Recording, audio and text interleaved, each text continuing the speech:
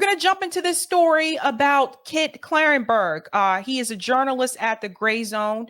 If you're not familiar with him, just FYI, he is based in the UK. So I think most of you are familiar with the Grayzone members, Max, Aaron, and Anya.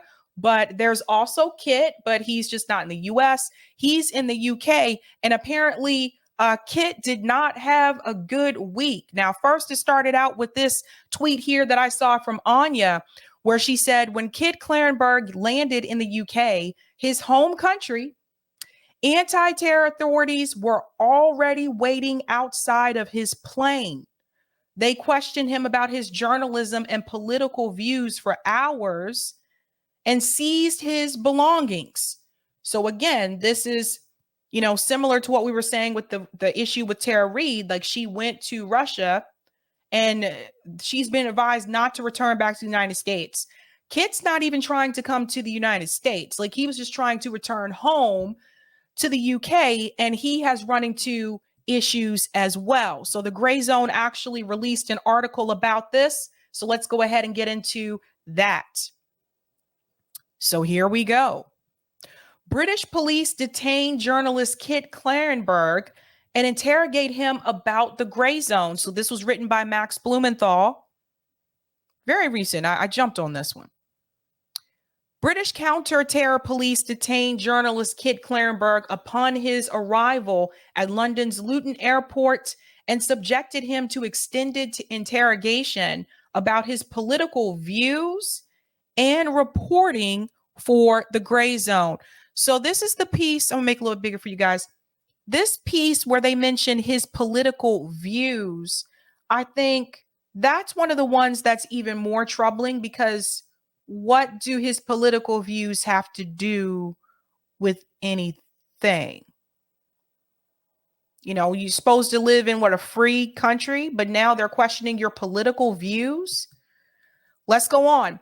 As soon as journalist Kit Clarenberg landed in his home country of Britain on May 17th, 6 anonymous plainclothes counter-terror officers detained him.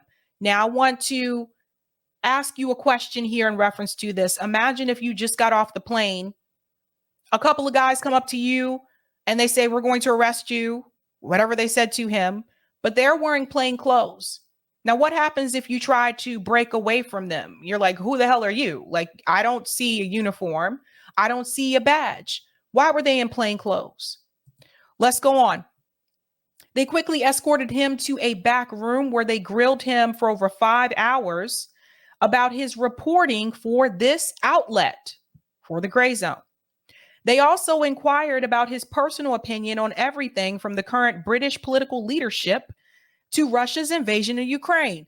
And this is the key piece here. This is the jackpot, ladies and gentlemen. This is what a lot of it is coming down to. Some of the reporting that has come from the Grayzone in reference to this war with Russia and Ukraine. Now, Kit Clarenberg obviously isn't the only journalist at the Grayzone. The UK also seems to be cracking down on censorship, not just the United States. And I think people need to be very concerned about this. Let's go on. At one point, Clarenberg's interrogators demanded to know whether the Grayzone had a special arrangement with Russia's Federal Security Bureau to publish material. So I try to be careful with this word with YouTube. But now they're trying to find a way to link him with Russia's Security Bureau because of the work that they've done at the Grayzone. This is crazy. During Clarenberg's detention, police seized the journalist's electronic devices and SD cards. They fingerprinted him, took DNA swabs, and photographed him intensively. They threatened to arrest him if he did not comply. Now, I'm not sure about the laws in the UK, but at any point, was Kit allowed to say, I'm not going to answer any questions until I speak to my lawyer? Was he given the opportunity to make the one phone call to call an attorney or friend? Anyone? And what did they do with those DNA swabs that they took of him? How do we know that information wasn't given to other sources? Going back in, Clarenberg's interrogation appears to be London's way of retaliating for the journalist's blockbuster reports exposing major British and US intelligence intrigues. In the past year alone, Clarenberg revealed how a cabal of Tory national security hardliners violated the Official Secrets Act to exploit Brexit and install Boris Johnson as prime minister. Oh, what do you know? We're not the only country where they select the politicians. In October 2022, he earned international headlines with his expose of British plans to bomb the Kerch Bridge connecting Crimea to the Russian Federation.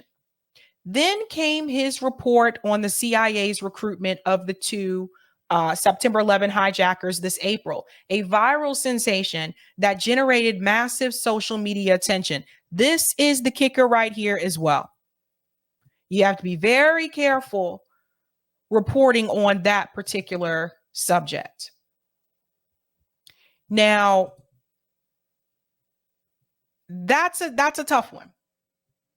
And I do remember that release from the Grayzone. I didn't cover it on here because I was like, YouTube is probably going to pull it.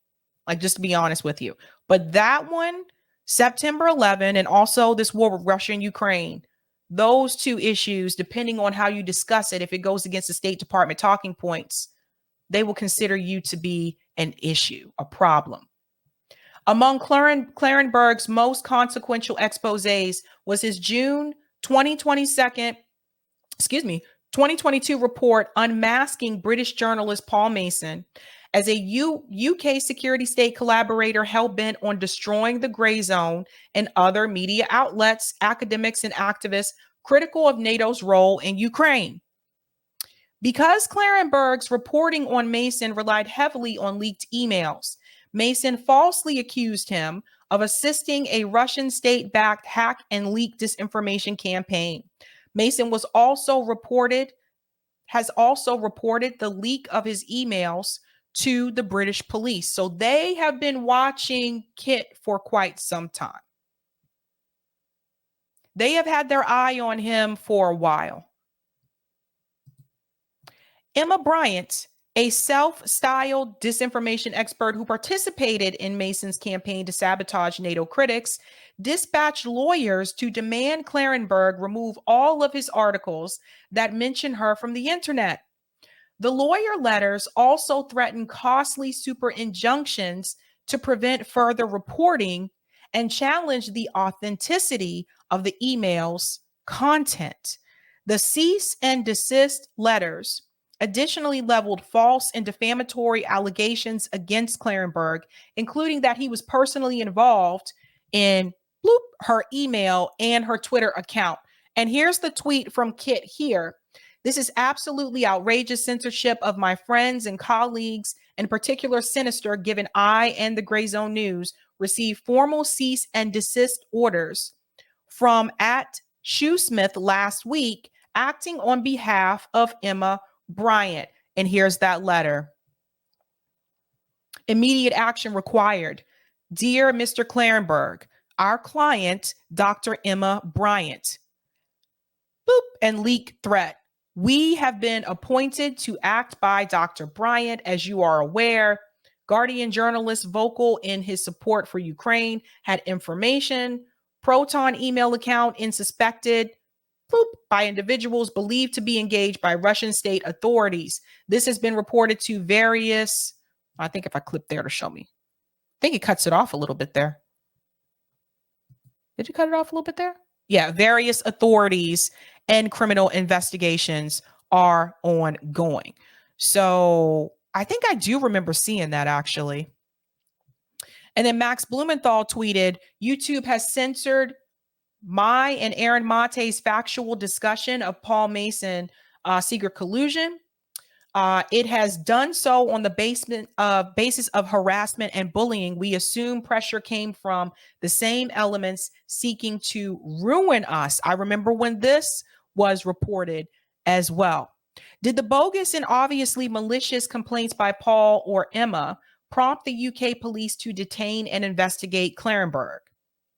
Clarenberg's reports contain neither falsehoods nor anything approaching disinformation, which is precisely why intelligence-linked figures like Mason are so frustrated by their existence.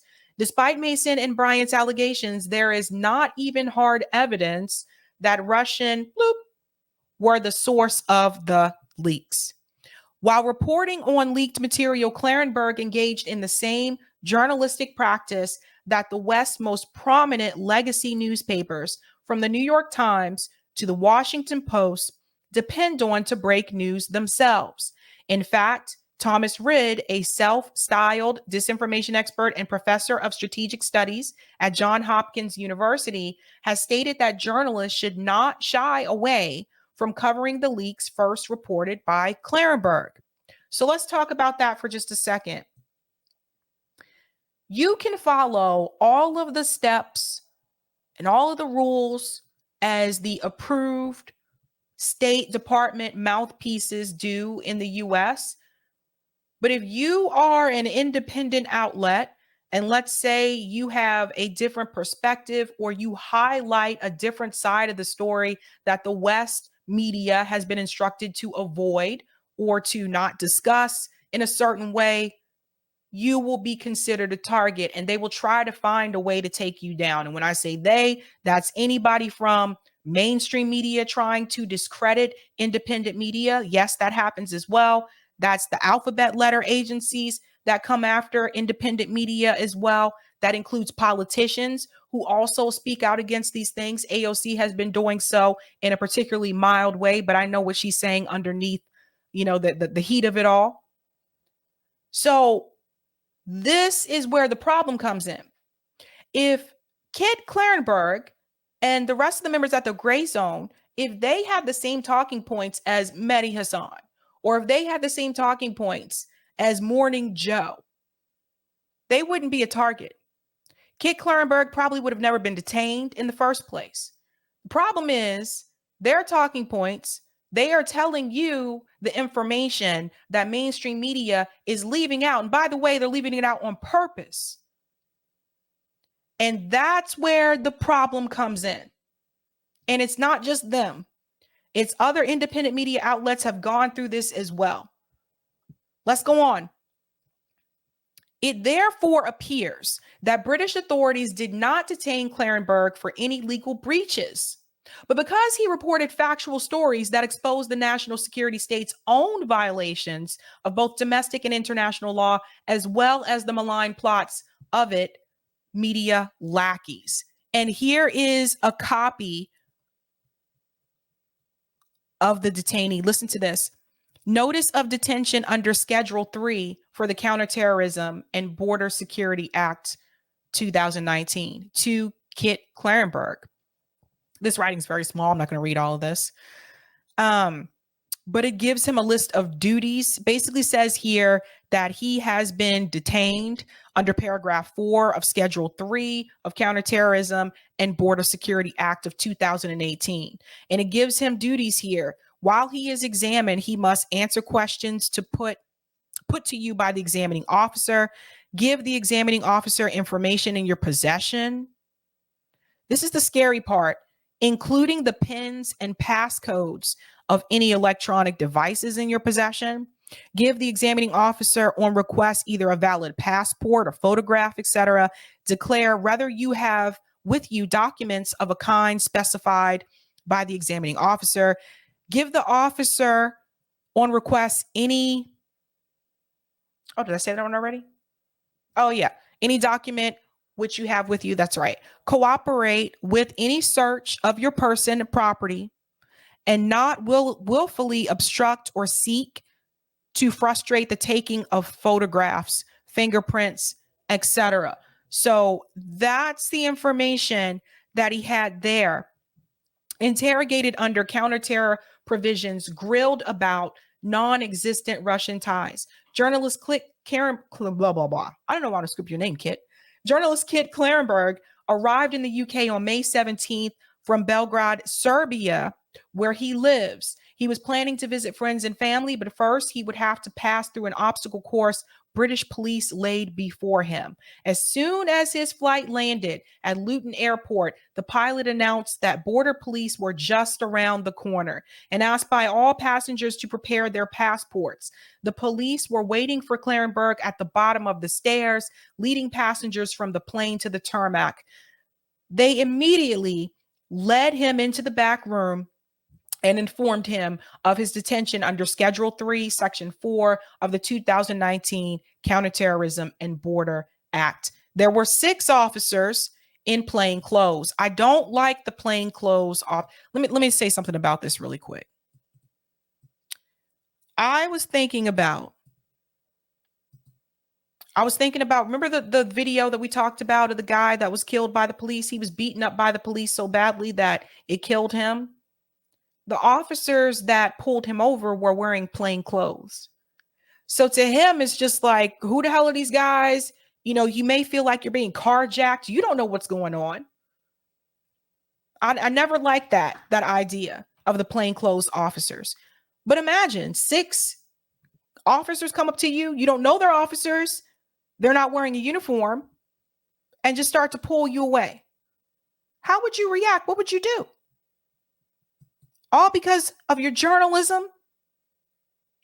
It goes on to say they refused to tell him their names and offered call signs in head. And that's another thing that I think should change. Even if you are going to move forward with plainclothes officers, I do think they should be forced to give you some type of information to let you know who they really are. This is just ridiculous. So Kit goes on to say, I'd been expecting something like this since a police interview request arrived last summer. Kit told the Grayzone, referring to a communique he received from a senior British detective July 27th, 2022. The email requested Clarenberg report to a station to be questioned about allegations by an unnamed compliant of offenses under the Computer Misuse Act. And then you can see a copy of this email here. He was notified in September 2022 that the police investigation had been closed. However, looks like he got more information here saying that it was closed. But then it goes on to say, I have been requested not to disclose the details of the complainant in this matter. However, I can disclose that there was insufficient evidence to proceed, which is why they had to close it. Boy, this is a doozy, I tell you. That's right, the Oracle.